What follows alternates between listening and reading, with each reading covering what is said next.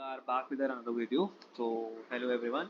So our today's agenda for the video is we have to print the prime factors of a given number. So like we are given a number 10. So what are its prime factors? Its prime factors are 2 and 5.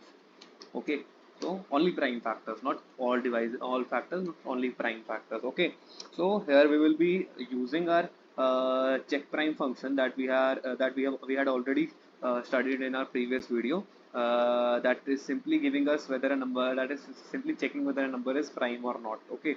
So here let's begin to implement this code. So first of all we require a number. So first of all we will accept a number from the user.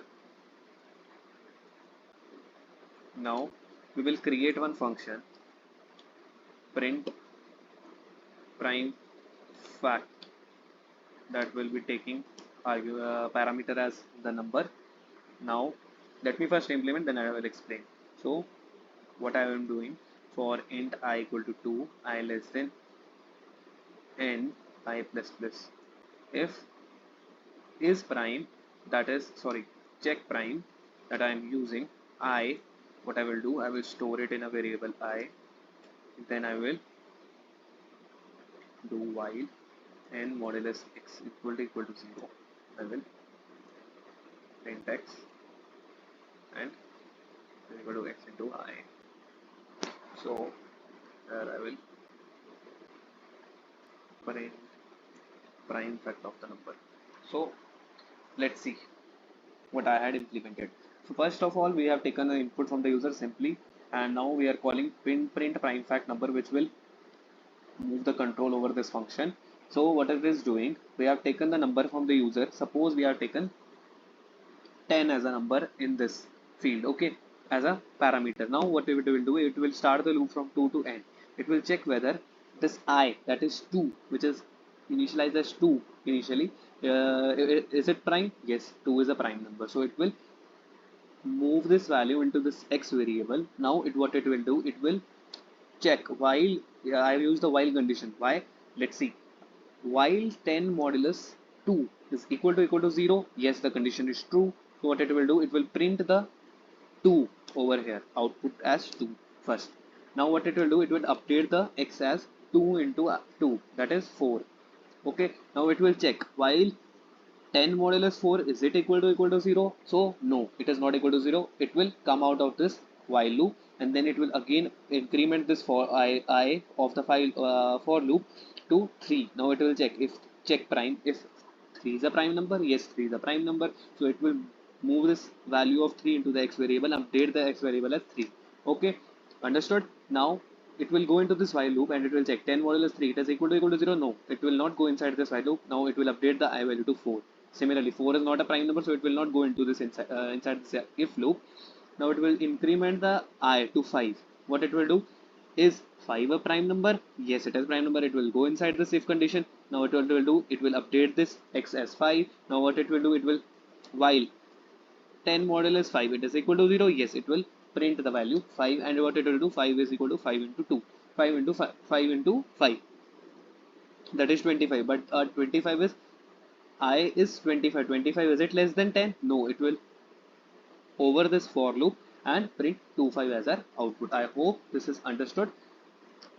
Now let's run this code and check whether it is giving us the right output or not. So enter the number. So let's suppose 10. Yeah, we are getting 25 as our output, like we have already seen. I already demonstrated it to you. So this is one way how we can find the prime factor of a given number. Okay. There are two other approaches that will be used over here. So let me first comment out this and write print prime fact and taken the number for int I equal to 2, I into I less than equal to n, the same prime number logic, check for prime number logic. If n modulus I equal to 0, I will simply print I and n equal to n by 2. Okay, so this is the slight change that I have done. And here also, if n is greater than 1, so see out n. Okay, so this is one condition. So let us first see whether it is giving us the right output or not. Same for the number 10. Yeah, again we are getting 2 5 as our correct output. So let's see how this approach is working. So first of all, what it is doing, it is taking 10 as our input number. Okay, now loop is again starting from 2. It is checking whether 10 modulus 2 is it equal to 0. Yes, so it will print our in the output as 2. Okay, now it will divide this 10 by 2. Now our number is 5. N is 5. So 5. Now it will check. Now I will get incremented by 1. So it will give, I will become 3. 5 modulus 3 is that equal to 0? No.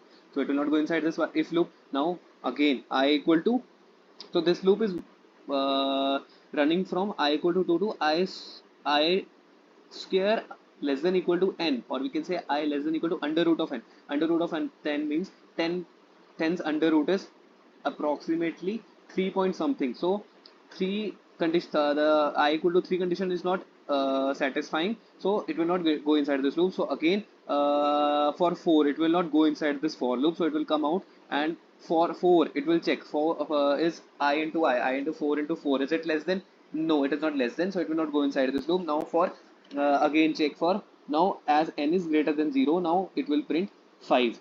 N is greater than 5, now n is 5. What we have updated our n as n equal to n by 2. Now number is 5, so it will, as 5 is greater than 1, it will print 5. So that's why we are getting as this as our output. Okay, another approach is there. So what it is saying, void print. I have shown you all three approaches. These two are the efficient approaches. So let's write first while n modulus. Here we are separately checking whether it is. So let me first write, then I will explain it to you. Modulus 3 is equal to 0. Then C out 3 and n equal to n by 2. Okay. While now for same prime number logic, for int I equal to 5, I into I less than equal to n, I plus plus, if n modulus I, if it is equal to 0, I will print, not if, here I will write while, because I have checked for multiple conditions here. So it is print, will be print I, and I is equal to n is equal to n by I. Okay, similarly n modulus I plus 2, if it is equal to 0, so it will print I plus 2 and n is equal to n divided by I plus 2. Okay, and here we have to write separate condition if n is greater than 3, because for 2 and 3 we have separately computed. So let me first write, then I will explain. So C out n. Okay, so this is our entire code. For it looks bigger, but it is similar to the previous one that we have checked for a prime number. So what it is checking, it is separately checking if it is number is divisible by 2, then it will print, and if it is if there is a repetition of the number, if it is again divisible by 2, it will again print the 2. So okay, let us check whether it is giving us the right output again or not. Void prime fact f is smaller. So let's run our code. 10. Yes, again we are getting our correct output, because this one is I have commented these two functions that I have previously written is I have commented it. So yeah, I hope the concept is clear. So lastly, I will request everyone to please like, share, subscribe, and share it with your friends. Thank you.